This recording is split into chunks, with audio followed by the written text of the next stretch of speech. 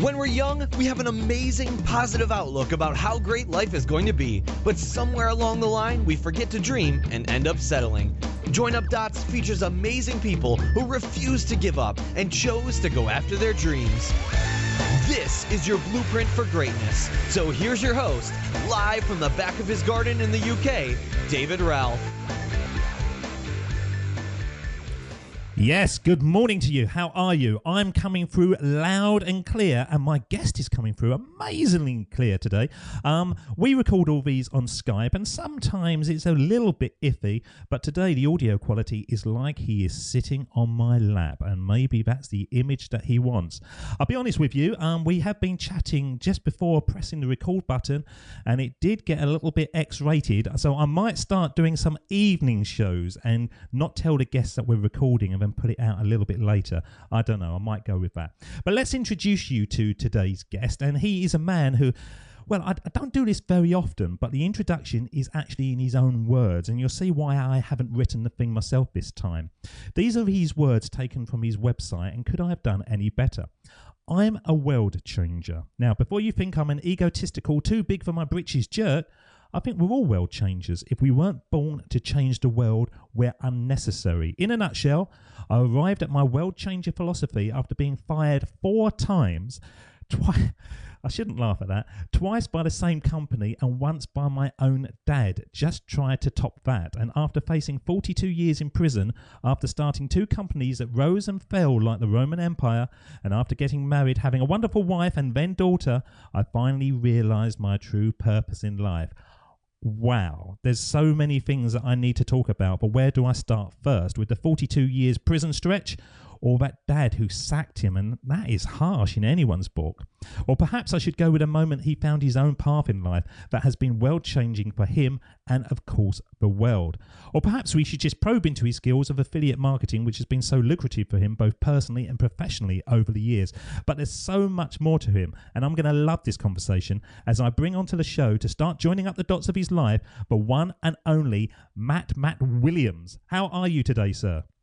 I'm doing great, David. And, I really enjoy just hearing my own story in a British accent. It's like 50% better hearing it in your accent. So thank you. We are basically all Englishmen. Americans have always kind of said they either think we're like James Bond or Hugh Grant. It seems to be that is the stereotypical Englishman. Yeah. And it really did sound good. Plus you had me sitting in your lap. This was, I knew this was going to be a good call once you said that. Well, don't wiggle around too much because you might knock the mic. You have actually got one of those names. I'll be honest, I've been struggling with your name. It's like a tongue twister, isn't it? Matt McWilliams. Yep. How many times can you say your name fast? Can you do it 5 times really quickly and not screw up? Let's see. Matt McWilliams, Matt McWilliams, Matt McWilliams, Matt McWilliams, Matt McWilliams. It's actually, it's an Irish name. So over in your neck of the woods, and my family is half Scottish. So somehow we ended up with an Irish last name though. But going back in time, we traced it back, and my dad's side of the family, where the name came from, of course, is were Scottish Highlanders way back in the day. The strangest name that I've had recently is Mark Severcrop. I've had this guy on my show, and that was quite an unusual surname. But yours is kind of unusual in the whole sense that it's as I say, it's not easy to say. It's even harder if you say Matthew. Are you actually a Matthew? I am, and I'm glad you brought up Mark Severcrop, because I know we had talked in the pre-show that you and I were going to try to work that name in. So that was a good working of the name in. So shout out to Mark. But yeah, Matthew, and my middle name is Ryan, and last name McWilliams. So let's get right into it. The show is Join Up Dots. And you was obviously introduced to me by the aforementioned Mark Severcrop. You see, I've done it again. I've got we're up to 3. 3 times in the first 4 minutes. Right, that's the end of it. We can't keep on doing that. And so he introduced you to the show. And when I get names through, there's certain names that I kind of go, right, I've never heard of this person at all, but they sound interesting. And your name was a name that I thought, hang on, I've heard you before, and I couldn't quite place it. But I realised by going back in time that I heard you first on the Solopreneur Hour with Michael O'Neill many moons ago. Yeah, that was probably 7-8 months ago that I was on his show. And the thing that resonated with me at that time on his show, and I'd kind of forgotten about it, but it was like niggling away in the back of my mind, was the fact that you were extremely proficient at affiliate marketing, i.e. making money in a passive way online. But that was just a part of your game, because the bigger part is the kind of caring, sharing side when you literally reach out and help people to change their lives, which is unusual. When people are affiliate marketers, mainly that is their thing, and they just go down that route. How come you've got the two sort of areas of your life that's working at the same time? Yeah, it's funny you would ask that, because they are so different. Now, granted, there are times when they tie together. A good example is my first consulting client about three years ago. Was a small business owner, somewhere in the neighborhood of right at about 6 figures in revenue. I think it was actually just south of 6 figures. And I started consulting him. We spent about 20 hours together. I was helping him grow his business, mostly on the affiliate side. And we talked a year later, little follow-up interview, just to check in with him. We'd become pretty good friends over time. And I asked him how things are going. He's like, man, things are great. This was in November of 2012. He said, yeah, we've already broke $200,000 this year. We just moved into a new home. We're finally able to get a 4-bedroom home, because he's got 2 kids and they can each have their own room. We finally, we got the 4-bedroom home. Things are great. We're sending our daughter to a new private school, and the business is booming and life is great. And I'm thinking, well, that kind of married those two things there, because I didn't go into this, at least mentally, with the perspective of I could change this guy's life. I could actually possibly change his family tree, but it did. So it's kind of fun when I get to marry those two things and take my message, my inspiring message of being a world changer, and combine it with this know-how in a rather boring subject of affiliate marketing and setting up affiliate programs and affiliate management. So they're two things that don't normally, day in and day out, don't mesh very well together, but they're two passions of mine. I'm very passionate about helping small businesses set up affiliate programs and run them successfully. I'm very passionate about helping business owners make more money and be more efficient with their businesses. But I'm also very passionate about inspiring people to know, what their God-given worth is and what they were created to do, because my philosophy is that everyone was put here with the purpose of changing the world in some way, shape, or form, or else they're unnecessary. And that sounds cruel, but I believe it's true. And so it's kind of fun when I get to mesh those two together occasionally. Why do you think that everyone has been put on for a purpose? Because I agree with that. And I think some people out there listening on the bus, on the train or whatever will go, no, that's absolutely stupid. I am just an employee and I'm going to work. But I would say to them, it's just you haven't found your thing yet. How do you get that concept, and how have you realized that with other people? Well, I think it goes back to, you mentioned a little bit of my story in the intro. The 4th time that I was fired, which would be the 2nd time by the same company. This was not the time my dad fired me, and this was long after I'd been in handcuffs after being indicted by a grand jury on 7 felony counts and facing 42 years in prison. Long after those exciting and enjoyable times in my life, I was fired for the 4th time. Thankfully, I had that consulting business on the side that was bringing in just south of enough money to survive on. And we were very fortunate and blessed. We've been very disciplined with our finances. We had more than enough money saved up. We weren't worried about things financially, but I remember that day that I was fired. It was a Saturday. And I always joke with people and say, here I am. I've got a newborn, probably she was 5 months old, got a brand new house we just bought. I've got a stay-at-home mom is my wife. So we went from having 5 months before, we went from having 2 incomes to 1. And I've just been fired, and it hit me that I should change the world. And I the look on people's faces when I say that is priceless, because a lot of them believe me that was the moment I decided to change the world. It was, when the reality is that was the moment I decided to weep like a 4-year-old and go into a deep depression for a couple of days before I finally came up out of it. Did you have angels and and rays of light coming down on you when you had this epiphany?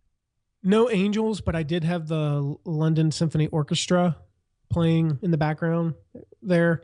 And I had this, it was just so peaceful for those 3 or 4 days after I got fired. But, I did come up out of it. And somewhere along the lines over the next few months, I developed this philosophy, and it just kind of hit me one day. I had written a post about entrepreneurship, and really what the post talked about was that we're all entrepreneurs. We're all meant to change the world. And I went back into my own childhood, and I started thinking about my friends. I started thinking about, people that I've heard over the years. And I realized we really are all entrepreneurs at heart. Like deep down inside of us, at least everybody I've ever known on any personal level, we all had these crazy businesses when we were kids. We all had the door-to-door businesses, or we all looked at these problems in the world and we said, I can solve that problem. That was the attitude I had when I was 5 years old, 6 years old, 7 years old, was I saw a problem in my neighborhood. I'm like, I can fix that. I might have had no resources to do it, no ability, no know-how, but I thought I could fix everything in the world. And I thought that I had this immense power inside of me when I was very, very young. And I don't know when that changes in people. Like, I know for me, it wasn't this cataclysmic event when I was 8 years old. Somebody said something to me and it changed my view of the world. It just kind of slipped. Sorry to stop you, but I can tell you when that changes. And I think it changes for people when they start having their first failures. Before then, when you're a 5-year-old, nothing ever goes wrong because you're supported and you're nurtured. And so, if you ask a 5-year-old, what do you want to be? They're going to say astronauts. They're going to say princesses. They're going to say all these amazing things because there's no realization of failure. But once you get a little bit older, then it starts coming in. Then you realize that you're not superheroes. And that could be, and it is a very, I believe it's a very gradual process. And so the I can solve that. I need to do something about this. I should fix that problem. As we get into teenage years or adult years, starts becoming, well, somebody needs to do something about that. I wish somebody would fix that. Why doesn't somebody do something? That's the attitude shifts from that. And just like that person that you said earlier, oh, I'm just an employee. It's that mentality, because I'm saddened. I'm angered and I'm saddened when I hear and see people think like that and talk like that somebody needs to do something about some problem, or somebody needs to invent something. And I know we can't all invent something. We can't all create the iPhone. We can't all be Steve Jobs. We can't all be Bill Gates, and we can't all be so-and-so. Not only one person gets to invent the telephone for the first time. That's Alexander Graham Bell. Nobody else can be like him again. But there are so many things in this world that we can all impact. And maybe you are just an employee. Maybe you're an employee, I should say. But that doesn't mean that you can't change the world from that, because there are a lot of people who were just employees, and I'm using the little air bunnies with my fingers right now. There are a lot of people at Apple who were just employees who've completely transformed this world. There are a lot of people at NASA who were just employees of NASA who are responsible for you being able to see pictures of the Earth from space right now. And so all of these things were done in a way by just employees. You don't have to be an entrepreneur to change the world, although I do think it helps. Do you know what I think as well? I think one of the things that holds people back, and it almost held me back from doing this show, was the fact that there were other podcasts already out there. Somebody else has already invented the phone. Somebody else has already invented the car. And you brand these things in little pockets where actually, if you logically go, okay, somebody else has designed the car, how many different brands of car are there? How many different types of phone? How many different types of podcasts? We can all do our own thing in those little markets and be very, very successful. But because we look at the big picture, it's already been done, we don't even try it. Well, and everybody has a unique thing. I mean, think about how many podcasts do you listen to, David? I used to listen to a lot.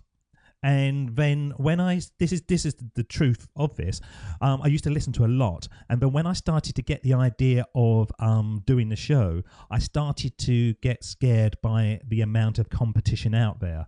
So I closed it down. So in my tiny little mind, I kind of almost convinced myself I was only against 3 or 4 people instead of, 100 million or whatever's out there at the moment. And so that was my trick. But I do still go back to the Solopreneur Hour with Michael O'Neill. If anybody hasn't listened to that show, jump across. I do still listen to Entrepreneur on Fire and the Nerdist. I think they're the 3 that I sort of I listen to when I've got a moment.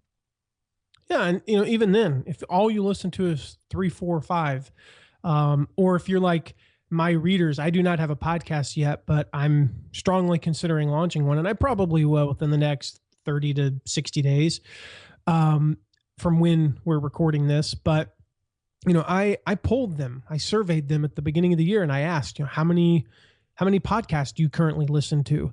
And 30-something% of them said 10 plus. So and I think the average was somewhere in the neighborhood of 7.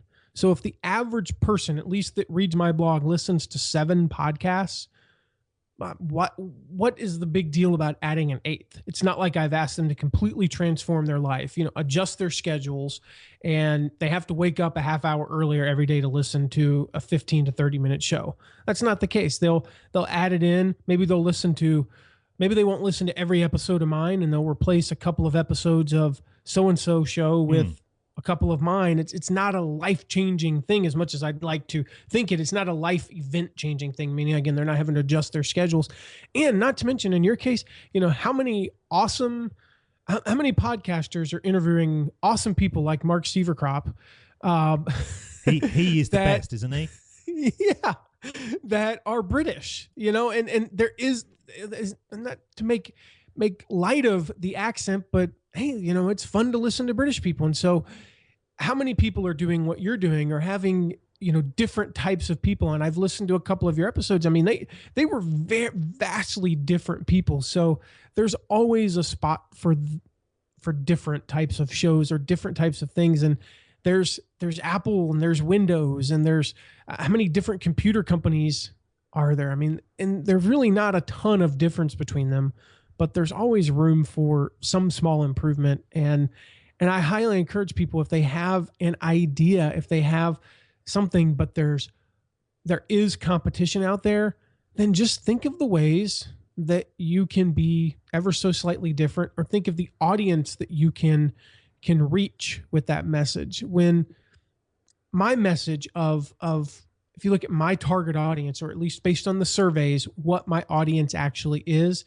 it's a little bit diverse, but typically the motivational, the change the world philosophy message isn't really geared towards the 35 to 54-year-old, predominantly male,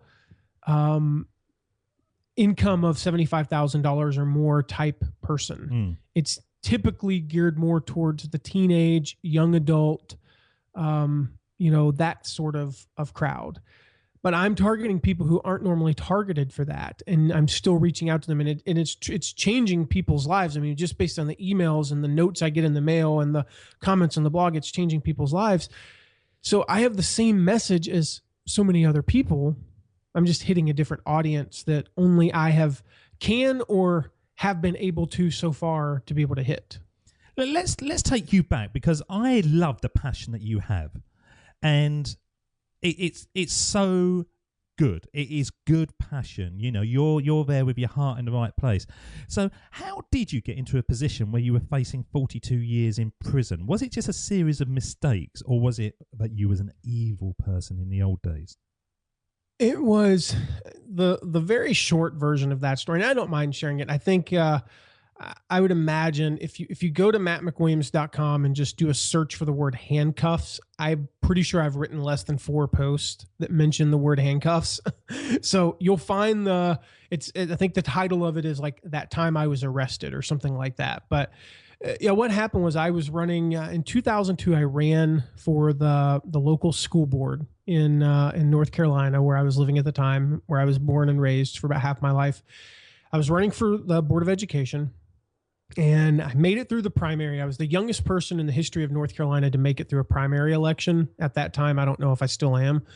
I made it through the primary and then got just beat like a drum in the general election. It wasn't even close. I lost by a mile. And fast forward 2 years later, and I announced that I'm running for the State House of Representatives. I'd been convinced that I was the best known possible candidate. So I ran. It was announced that I was running against the co-speaker of the North Carolina House of Representatives. In other words, the third or fourth most powerful politician in the state of North Carolina. He'd been in the House since I was probably in grade school at the time. And his nickname was Boss Hog, if that gives you any indication as to his personality. Boss Hog is a reference to the sheriff on the Dukes of Hazzard. Yes. Yeah. I didn't know they had that show over there. Yeah, we loved it. And I never understood why they never opened their doors. They always just jumped through the window. What was that about? I have no idea. But, you know, anywho, that's what it's in reference to. You know, he was a ruthless man. And I ran against him. And so somehow they ended up investigating my campaign, and they found nothing on the state house campaign. It was as squeaky clean as it could possibly be. I had a great team in place who kept great records, all of that stuff. Well, they went back and investigated my school board campaign. And in that school board campaign, I forget the exact amount. It was under $200. It was about $165 that they found a discrepancy on. And you know, I ran a $7,000 campaign, maybe, of which $5,000 of it was my own money. And there was $165, $70, whatever the number is, mistake. And it was a mistake that I knew about. When I had forgotten about it clearly, but they asked me about it. And I was like, yeah, we lied on our finance report. Well, what it was we had lost a couple of receipts, and I basically just asked my treasurer to just make up the numbers, you know, like figure out somewhere to put that. And we could not document it. Well, the thing is, you sign your campaign finance reports under oath. You don't actually go and raise your right hand, but you're signing them under oath. And it says on there, if you lie on this, you're basically committing perjury. Well, the problem is you sign them, you fill those out every quarter, and then you fill out one final one. So there were 5 quarters in my election cycle, and then the final one. So I filled out 6 of these. Well, they compound. You're not just filling out the one for that quarter, you're filling out the one and re-ascertaining everything from the one before. So it is a bit extreme to say, you know, there's some shock value in saying I was facing 42 years in prison, because if you know anything about the American legal system, they never give you what you actually could get. There's always a plea bargain. And I plea bargained down to 2 years probation, 90 days house arrest, and some community service. So I've worn handcuffs, I've worn an ankle bracelet, I've been in jail, and technically I've been indicted on 6 felony counts of 7 years each, not 7 for 6, like I said earlier. So I've been indicted by a grand jury and all that fun stuff. So when you were in jail, sitting there or standing there, was it a moment when you thought, right, okay, this has gone bad, this has gone pear-shaped, as we say over here, I really need to focus when I come out? Or was it a kind of thing going, because from what you were saying now, I was thinking, well, that was just a paper chase, that was just a few things gone slightly wrong, you know, you didn't deserve what you were getting. How did you personally sort of take it? I was a punk about it. I still remember, you know, initially when Well, backing up to how I was in jail, I actually knew the deputy sheriff. I actually helped get the sheriff elected. And so I knew the sheriff and the deputy sheriff, and he apologized for having to put handcuffs on me. And I learned, if you've ever seen a photo of somebody walking out of a sheriff's office on the front page of a newspaper, which I did make the front page of the newspaper the next day, and they look like they're hiding from the camera, it's actually because they strategically, I swear, they placed the exit of the sheriff's office directly into the setting sun. Right. So I walk out, I'm not wearing sunglasses, and I walk out from this dark sheriff's office into this bright light with a photographer flash right in my eyes, and I cover up my face. And so that's what made the front page the next day, which is great when your mom and dad are both local, along with the rest of your family, and they get to see their son or nephew or cousin on the front page of the paper with handcuffs on. That was fun. But as I'm in jail, it really wasn't a big deal. Because again, I knew the deputy sheriff. I was with him the whole time. They were just fingerprinting me and all that. But I remember how much of a punk I was, and how just, I guess that's the best word I can come up with. I was just a young punk who thought more highly of myself than I should, because when the judge handed down his sentence, one of the conditions was 90 days house arrest. And the thing about house arrest that many people might not know is you're not actually confined to your house for 90 consecutive days. You are allowed to leave for predefined time. So if you work outside of the home, you get to leave, but you get like how you get your commute, and then your commute back, and you get nothing else. You are not allowed to leave the house otherwise. And he looked at me and he goes, "What do you do for a living?" And I just looked at him with a smug look, and I just kind of smirked at him and said with such arrogance, I said, "Yeah, I work from home." and I remember thinking to myself, and my attorney looked over at me like, "You idiot," like, "You arrogant idiot." And I remember thinking, I'm sure glad he already handed down his sentence, because I probably would just get like another year slapped on. And so was it a good thing, looking back? Was it a good thing that you didn't get voted in, do you think?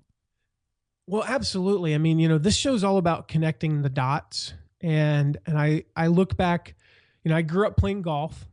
I was a competitive golfer at one point. My sophomore year, I was ranked 14th in the country in NCAA.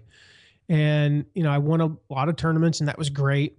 But if I'd never played golf, I never would have met my friend Hunter. He was also a golfer. My dad was his golf instructor. And, fast forward, if I'd never been arrested, I would have settled into a career in politics. I was working on some other campaigns, consulting them. I was making really good money, and it was what I wanted to do, I thought. But, obviously you get arrested for campaign violations, and your name gets dragged through the mud. It's pretty hard to pick up clients. I did have a couple, including one who's still in Congress today, who actually kept me on board. Who said, of course, he wasn't ever going to lose. I mean, he's been in Congress since, since pre-Civil War days. But, most of my clients dropped me, as they should. And it was really hard for me to pick up new ones. So if I hadn't have been arrested, I would have stayed in politics. And if I'd stayed in politics, I wouldn't have gone to work for my friend Hunter, and we wouldn't have started a business together. And if I hadn't have gone to work for him, I would have never moved back to Nashville. And if I hadn't have been in Nashville and subsequently still been a young punk and been a total jerk, and I never should have been a leader in that company, I would have never been fired by him the first time, which meant I never would have, and I start connecting all these dots. And it really goes on to, after that, I went to work for a friend of his who was best friends with a guy named Robert D. Smith. And Robert D. Smith is the agent for an author named Andy Andrews. So my first day at this company, he hands us a signed Andy Andrews book. Well, I read that book in like a week, become a huge fan of Andy Andrews. Fast forward 3 or 4 years later, I'm listening to the Andy Andrews podcast in Dallas Airport. I'm on the train at Dallas Airport, and they have a guy on there named Michael Hyatt, who I'm sure you know that name, Absolutely. Of course, as do many of your listeners. I'd never heard of Michael Hyatt. Well, he's talking about his book Platform. Well, I call up my friend Hunter and I say, "Dude, you got to get this book. It sounds so good." We had just started a book club together, and we had just finished our first book. I said, "You got to get this book." And we read the book Platform, and the book Platform is why I started a blog. And subsequently, the book platform is why you and I are even talking today. It's actually why it's how I met Mark Sieverkrop, was through my blog. I think that's 5. Or yeah. Might be 6 times we've mentioned him. Oh boy. He's getting a big head right now. But that's why you are even are talking today. And it's why literally every day, Monday through Sunday, 365 days a year, I help someone. People I don't even know. I get an email almost every day saying, and that's just the ones that I know.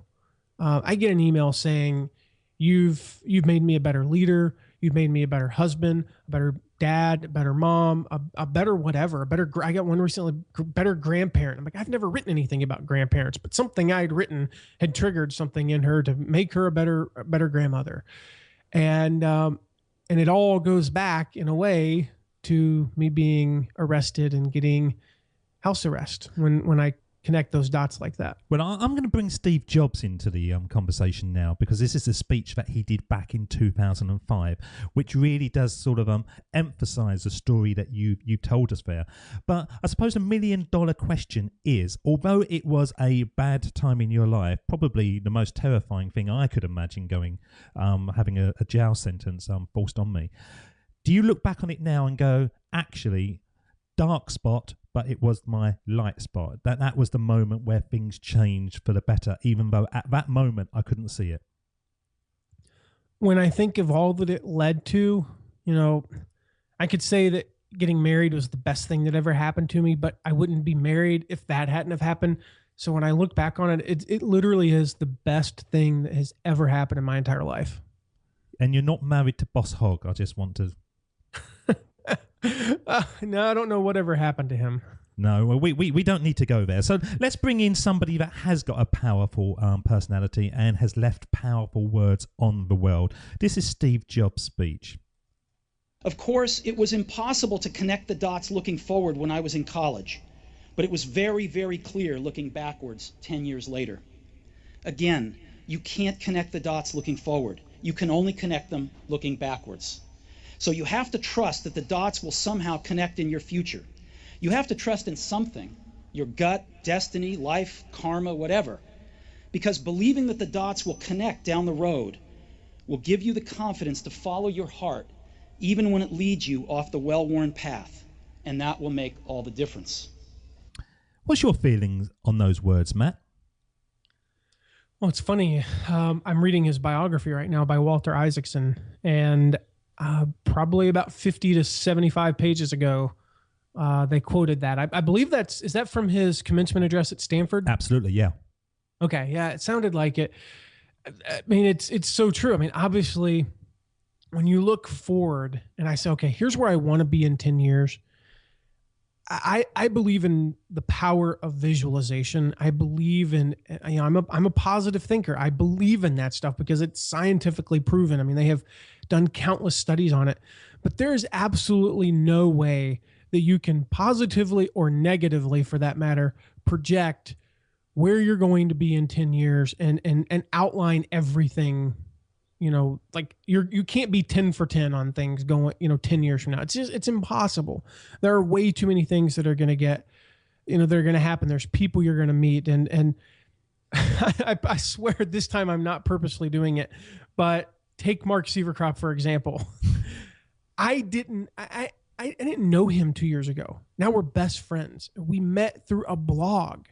So something like that blows me away. And when I start connecting those dots, it goes right back to, Michael Hyatt platform, which goes back to Andy Andrews, which goes back to Gabriel Smith, who hired me at Legacy Learning Systems to run their affiliate program and gave me Andy Andrews' book, which goes back to Hunter, my best friend, which goes back to, again, me being arrested, which prior to that, I was fired by my dad. If I hadn't have been fired by my dad, well, I still would have been arrested because all that stuff happened before then, but I might have been in a different job had my dad not fired me. And so who knows what that would have done. And so I start looking at all these things. Would I have been as desperate when Hunter called me to say, can you come start a business with me? Maybe not. If I'd been making $300,000 a year doing what I love when Hunter called me, I would have been an idiot. I would have been like, dude, no, go start it on your own. I appreciate the offer though. That so, is yeah, the key it's so thing, true. though, isn't it? That is the key thing, what you're saying. If you were earning £300,000 a year or $300,000 a year or whatever, then you would be pretty content, I imagine, with your situation.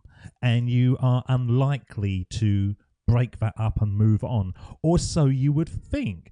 But I've had guests that have been earning six figures. I had a guest, episode 12 from memory, called Jason Gaynard, a Canadian chap, and he was earning millions and realized it didn't make him happy at all, and so he destroyed his own company.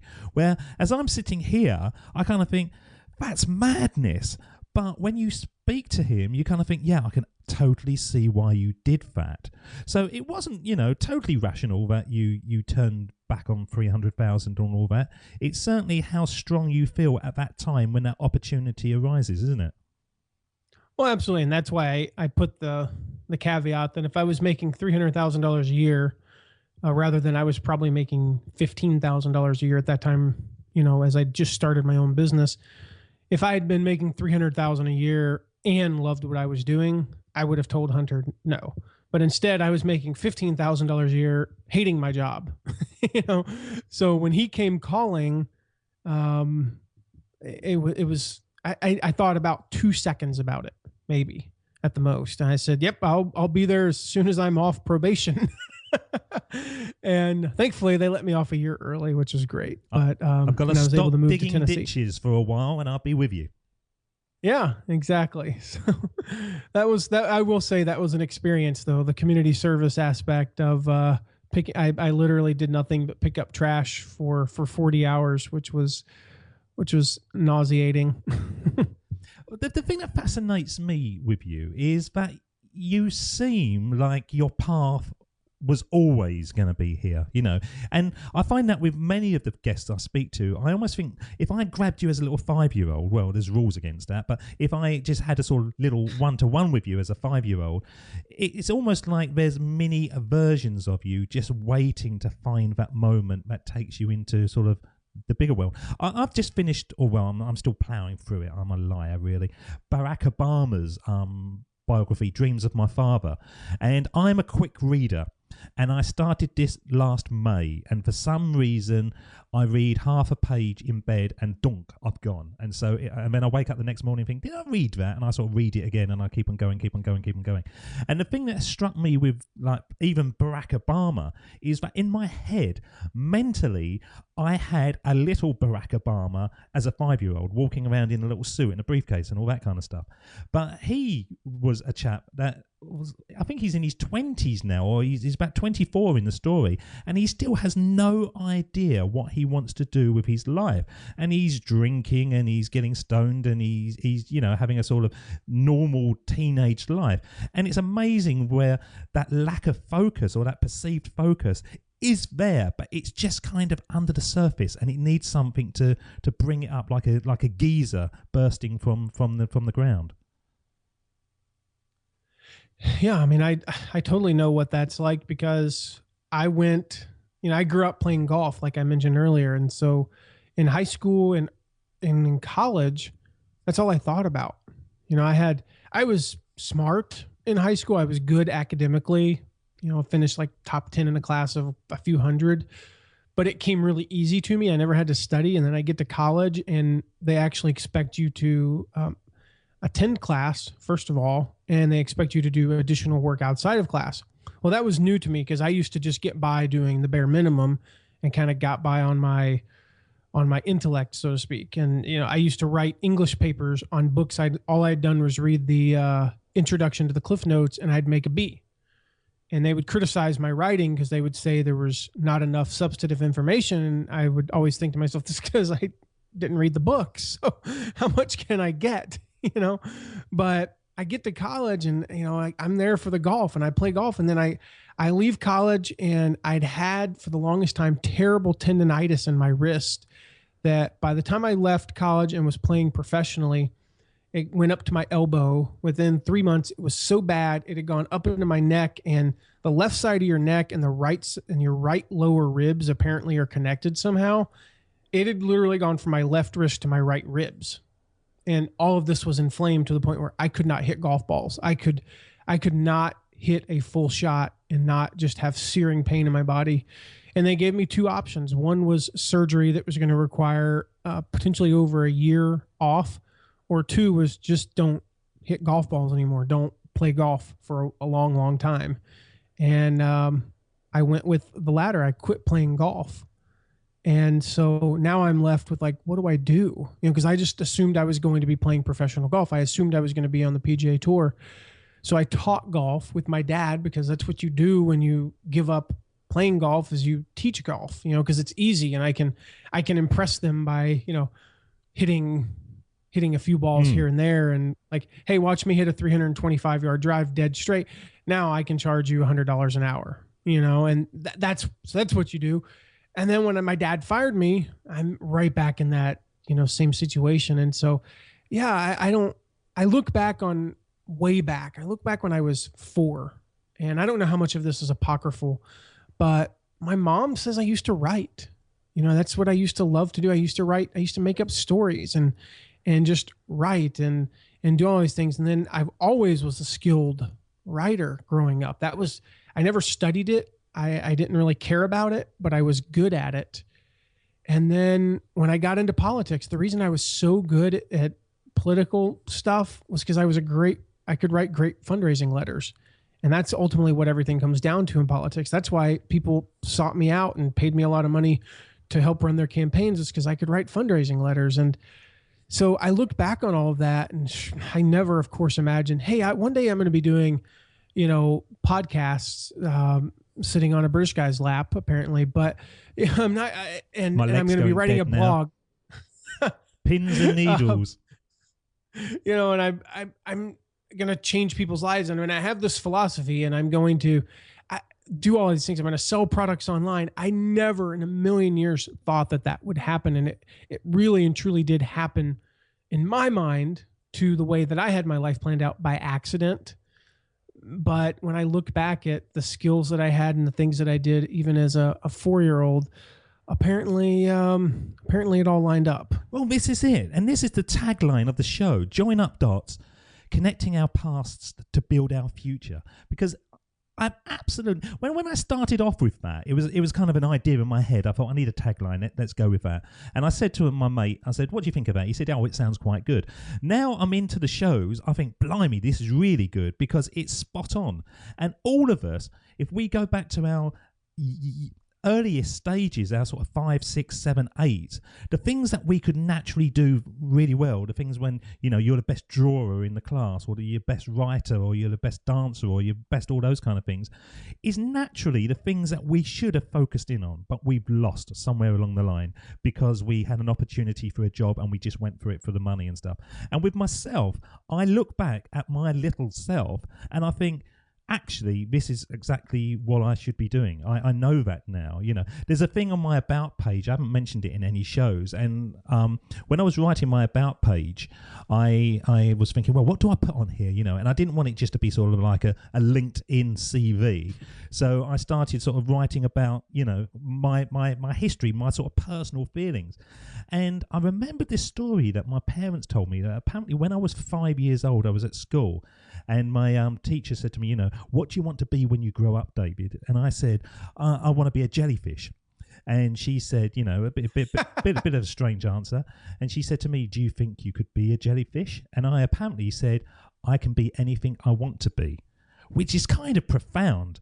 And as I was writing it on my About page, I thought, blimey, now I'm talking to people on a daily basis who are pretty much are buying into that. You can be anything you want to be. Yes, you need to have passion, or you need to have talent, you need to have skill, you need to have perseverance, you need to have all these sort of elements. But you have got the opportunity at any time of your life to start again. And the situation that you're in, if it's not a good situation, it doesn't have to be the situation, does it? Well, exactly. I mean, I couldn't say anything any better than how you just said it. The situation that you are in right now does not have to be the situation. And in fact, it probably won't be. I think it's, speaking of, I've mentioned him a couple of times, Andy Andrews, he talks about how and I forget exactly how he words it, but he basically says that at any point in life, you are either coming out of a crisis, about to head into a crisis, or recovering from coming out of a crisis, or about to head into a crisis. Those are really the two phases. And, there might be a longer period of time between crises, but I look at if I just look at just the past 5 years, that's pretty much been how it is. There's always something to go through, and we always come out different. If I hadn't have been fired for the fourth time, I've only left 2 companies on my own volition in my entire life. One as a teenager and one as an adult. But if I hadn't have been fired for the fourth time, again, with all that stress of having a newborn and a wife that's not working and a brand new home that we're trying to, naturally you buy a brand new home, you're spending a lot of money because we've moved and we spent all this money on stuff to decorate and all that.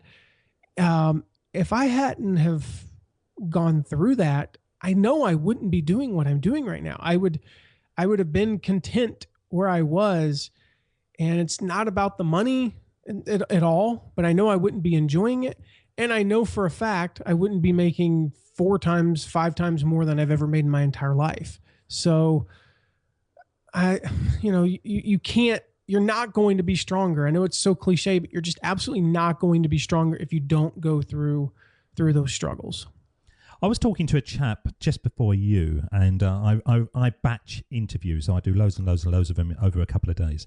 And he was talking about the Steve Jobs speech. And a lot of the time people will say, yes, it's spot on. I have had a couple of guests that have said, I want to punch him in the face for saying that. And they've been come out with quite an eloquent, answer to why they want to do that. And he actually said, the thing about that speech that really strikes a chord with him is that all of us nowadays, with the economy being like it is, without the job for life security that we might have had when it was 30, 40 years ago, those words say hope. And it's as simple as that. It gives you hope that by having faith, by having trust in yourself, and by taking action, that your life can start again whenever you want it to be. What do you think? I could not. Another thing I could not possibly agree more with. We mentioned, you said with the economy being like it is today, and the thing is, we've been moving towards this economy for the past, 50 years. We've been moving more and more towards when telephones became, when everybody had a telephone, suddenly it became a little bit easier for some people to do their sales work from home, for example. And suddenly a dentist appointment at 3:00 in the afternoon didn't mean that you stopped working. And then cell phones came along, and suddenly you could be driving and still communicate with people, or sitting on the subway, whatever it is, and still communicate with people. So the economy has been moving to this, every year it just gets closer and closer to obviously where we are today. And when I think about that, when I think about what the economy, quote unquote, has done to me, it's forced me to get out of that mindset of I'm just going to work for somebody for the rest of my life. I've got to be an employee, or I've got to be an entrepreneur, but it's got to be an entrepreneur with an office and 17.2 employees that report to me each day, and we're all meeting face to face. It's completely changed the way I see that stuff. And the word hope is a great word, because when I was asked by a school teacher, so somebody who's in that traditional world, the world that really, quite frankly, hasn't evolved in the past 250 years in terms of how they run education. It's still based on tenure and things like that here in the United States. I was asked, what about the risk when you started your own business? And I thought about it for about 2 seconds, and I said, honestly, it was the least risky thing I've ever done in my entire life, because for up until that point, other than when I had my own business for a period of time and was struggling, up until that point, I'd always worked for one company. And each of those companies that I'd worked for, something went wrong. And technically sometimes it was my fault, and sometimes it wasn't. One company got investigated by the FTC and had to pay a ridiculous fine and had to stop doing some stuff and had to pay people less. Another company had one of the people in the company, one of the partners of the company, embezzled money. And so when I look back on those companies, when I worked for other people, I had all my eggs in one basket, and I was completely dependent upon somebody at the top of that company not screwing up so badly that it was going to put me out of work the next day. Or in the case of being fired one of the times, it was fired because they got really bad information and bad advice. And the other three, I totally deserved it each and every time. When my dad fired me, he should have fired me 6 months before, but that's a different story. But the last time it wasn't the right thing for the company to do, and they struggled mightily after I left. I was always dependent upon those companies. I had one stream of income. That was the company that I worked for. Now as an entrepreneur, I have multiple streams of income. And so if one of my clients tomorrow said, "Hey, Matt, we just don't want to work with you anymore," I would be heartbroken.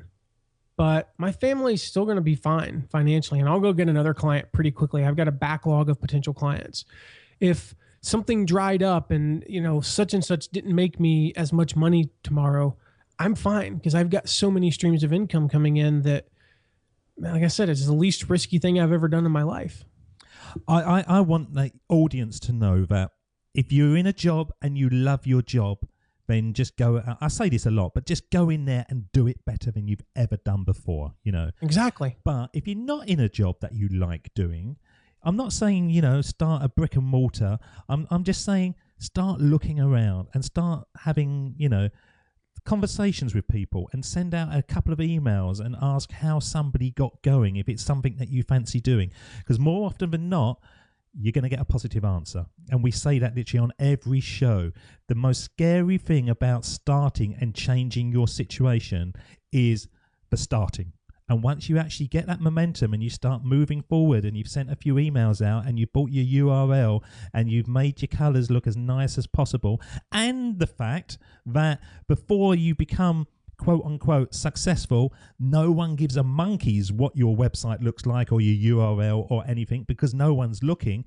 Just get out there and sort of play around and make connections, because suddenly you will think to yourself, I'm actually building something. I'm not playing around. And once you get that, and if it's linked to your passion and the things that you do well, i.e. your unique path, then you really are nailing down security.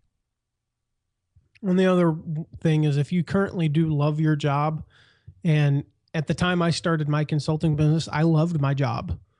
I ate, slept, and breathed my job at that time. I loved the company. I loved everything we were doing, but I still knew I needed to have something on the side. And so I started that side business, and I didn't try to grow it. I just took a few clients here and there, and I was making $25,000 a year, maybe, doing that.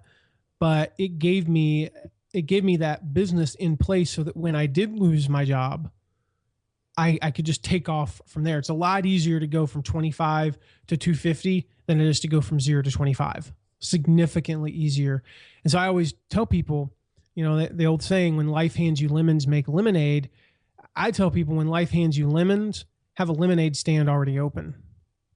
You don't need to be selling a lot of it, but don't make lemonade in reaction to being handed lemons. You have a lemonade stand open and already making some lemonade. These are additional lemons. And now you just go, great, now all I got to do is make more lemonade. So if you're working 5 hours a week on the side, making, even if it's just a few $1,000s, that's all you're making. You're working 5 hours a week on the side and making the same hourly rate as you do at work, or even less to start with. When suddenly, if that job does go away, or you just decide that you like this more, then you've got it in place, and you can start rocking from there. Is affiliate marketing, that's a whole different subject, but is that the way to go for people who are looking at getting a little bit extra into their salary each month? This will sound odd coming from somebody who, runs affiliate programs and trains people on how to set up affiliate programs, and really believes that every company should have an affiliate program. And I do believe that. I'm not suggesting that's not true. So this might seem odd, but yes and no. It's a piece of the pie. It's a part of the formula. I don't personally suggest that people go out and try to make, let's just say, take the average American, for example. I believe the average American family makes around somewhere around $48,000 a year. So if you're looking to go make $2,000 a month, that's life-changing for some. That's a 50% increase in income. That's life-changing for the average family of four in America. I don't know what the equivalent would be in pounds, but anywho, if that's the case, I don't suggest that you say, I'm going to go out and make $2,000 a month just on affiliate income. If you're blogging, if you're podcasting or whatever, yes, certainly when you reference a book, use an Amazon link, you'll make a few bucks. If you're gonna promote other people's products, reference an affiliate link, you might make a few $100s or even a couple $1,000s. But I really suggest thinking of it still as more of a business, in the sense of you need to have your own book, you need to have your own products, you need to have your own ways for people to give you money directly, not through other companies. So it can be a piece of it. I don't know exactly what the formula is. Maybe, I would probably target somewhere around 50% or less of your income should be affiliate income. And then as you grow, that percentage will become less and less and less. I know, mentioned him earlier, Michael Hyatt. He's talked about this. When he first got into into blogging, almost all of his income was affiliate income. Now it's probably 0.25% is affiliate income. So yeah, it's a part of it, but certainly it's not a viable place to build your business, because again, even though you may have multiple companies, all of your eggs are in the affiliate basket. And as we've proven over the past few years, there has been legislation in the United States that has made it harder and harder for affiliates to earn income. And I've heard many stories of affiliates who were earning, say $100,000 a year just through affiliates that are their income has been cut by 67%. They're down under $40,000 a year. So I don't recommend putting all of your eggs in the affiliate basket. And I think Mark Severcrop would agree. I absolutely think that Mark Severcrop would agree. I'm going to try to get to double figures by the end of the show, I promise you. Just before we let you go, this is the very end part of the show, Matt, and this is what we call a sermon on the mic. And it's when we send you back in time to have a one-on-one with your younger self. And if you did walk into a room and you saw the young Matt being there, would you want to talk to the 5-year-old Matt, the entrepreneurial 5-year-old Matt, the Matt in handcuffs, the Matt on the golf course? What type of Matt would you choose? So I'm going to play the music, and when it fades out, you're up. This is the Sermon on the Mic.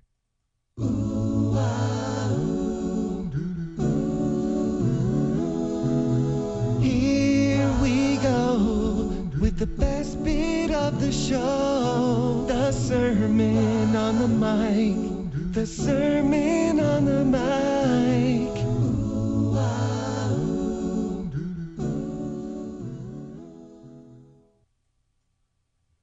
All right. So to my 5-year-old self, I would say there's going to be a day when you're suddenly faced with being a leader, and you're going to wake up, you're going to start a company maybe, or you're going to be in a position, and you're going to go from practically no employees to having 15 or 20 people to report directly to you, or you're going to have 50 people in the company, some of whom you don't even know. And you're going to have to say no to being a leader, because don't watch Wall Street, the movie Wall Street, and think that that's a leader. Don't watch Bobby Knight and think that that's a leader. Don't learn your leadership lessons from the wrong people.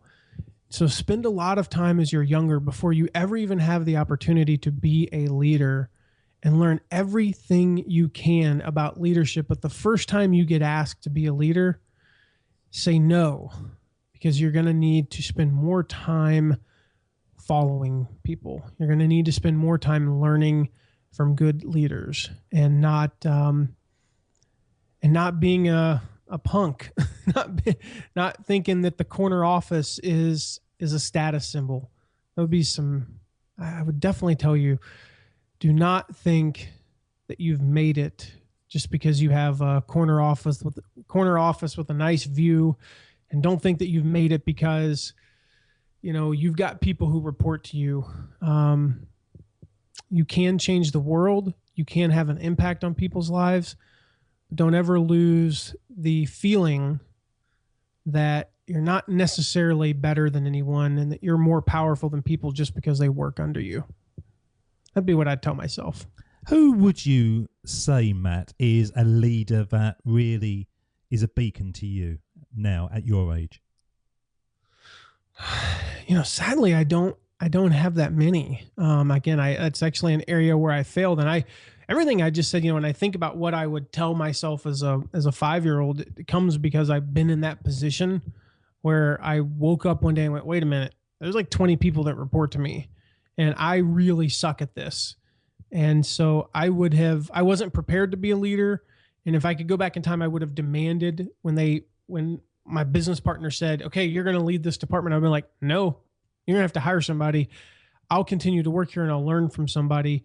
But if I had to look at somebody that I know from experience, not just somebody I've read, so many people can say Jack Welch, but most people haven't worked for Jack Welch. Most people haven't worked for Steve Jobs. Most people haven't worked for a Warren Buffett. So I really try to focus on people I have personal experience with. And that would be, his name's Gabriel Smith. I think I mentioned him earlier, and he's the founder and CEO of a company called Legacy Learning Systems. And he made mistakes, and he went through a very stressful time in his company, as I mentioned earlier, with the FTC. But he's a leader that I look up to in many respects because he's the complete antithesis of me. He's much calmer. He's not as tightly wound, and he tends to think through decisions for more than 2 seconds. And he's very careful about what comes out of his mouth. And if you're familiar with the DISC profile, the DICS, yeah. I'm all D and I, and I'm the ready, fire, aim type person. And he's more of the ready, aim type. And I think if you can get somebody who's kind of in the middle there, that would be somebody that would work really well. And so that may be one of his faults, is he'll think through things too much. But he had a quote once, and I'm sure thousands of others have said it, but he looked at me when I came running into his office with my 71st idea of the week. And he just looked at me and said, Matt, can you let that one bake for a little while? And I did. I let it bake for a little while, and it turned out to be an absolutely stupid idea that, had I been in charge, we would have tried to execute, and I don't know, we would have wasted tens of thousands of dollars. And instead he made me be patient. I mean, it was eating me up inside. When he said, let it bake for a little, I'm like, but this is really good. If we don't do this tomorrow, this could be the end of the company, And rarely are there things like that, where if you don't act immediately, it's a lost opportunity. Most opportunities will still be there tomorrow and the next day and the next day. And for people like me, the high Ds, the ready, fire, aim types, I think we could do well to realize that, and to the old adage is sleep on it. And if I just sleep on something, I've reduced my bad decisions by 90% just by sleeping on it, even though it drives me nuts. I'm writing that down. Most opportunities will be there the next day. I like that. I like that very much. And to clarify, that's not to say you just, miss opportunities. You just be lazy and you procrastinate for months. I'm talking 24 to 48 hours. Again, sleep on it. Make the decision the following morning. If it's of any, it's not about like what shirt am I going to wear? You can make that pretty quick. But most decisions, if you're like me, if you struggle with that, this isn't for somebody who's already struggling with procrastination or indecision. Don't listen to anything I'm saying. If you're indecisive, just ignore everything I've just said. But if you're the quick thinking type, you could do well to, on the big decisions, sleep on it for 1 or 2 nights. When I quit my job, I'm going to say goodbye to you in a moment, but when I quit my job, it was within 15 seconds of having a conversation. I walked from one desk to another, sat down, and mentally I'd quit. And it was instant. And it was so strong and so powerful, I couldn't change my mind, even though I was terrified beyond anything that I've ever done, because I'd taken all the income that I was earning and just gave it back to my employer. But it was 15 seconds. Yeah, I think that story is very similar to Mark Sieverkrop's in a way. Mark Sieverkrop is a legend, and I'm going to put pictures on my website of Mark Sieverkrop in different sort of varying states of undress. No, that's getting a bit weird. It's getting very, very weird. How can we connect with you, Matt McWilliams? Yeah, well, you can go to mattmcwilliams.com. That's the easiest way, or search my name on iTunes, because depending upon when this comes out, if you search Matt McWilliams on iTunes, you'll find my podcast on there. And if you don't find my podcast, if it's not out yet, you'll find interviews with me and other podcasters like yourself and like Mark Sieverkrop. You've got to do the podcast. You've got a voice for it. You really have. I'm like everybody, though. I hate the sound of my own voice. Yeah, but this is the weird thing, isn't it? Because you are the only person who hears your voice the way you do. Everybody else, if you suddenly could put it out the way that you hear it, everyone would go, "Oh, he sounds strange. Why does he sound like that?" Very, very peculiar. Very, very true. Right, so thank you so much, sir, for spending time with us today, joining up those dots. It's been an absolute pleasure. It really has. Please come back again when you have more dots to join up, because that's the beauty of this show. Our histories keep on growing forward, and you will always have more dots to connect up, because I believe, as I've been saying all the way through, that the only way to build our futures is by connecting our past. Mr. Matt McWilliams, thank you so much. Absolutely, David. Thank you. David doesn't want you to become a faded version of the brilliant self you were once to become. So he's put together an amazing guide for you called the 8 Pieces of Advice that every successful entrepreneur practices, including the 2 that changed his life. Head over to joinupdots.com to download this amazing guide for free, and we'll see you tomorrow on Join Up Dots.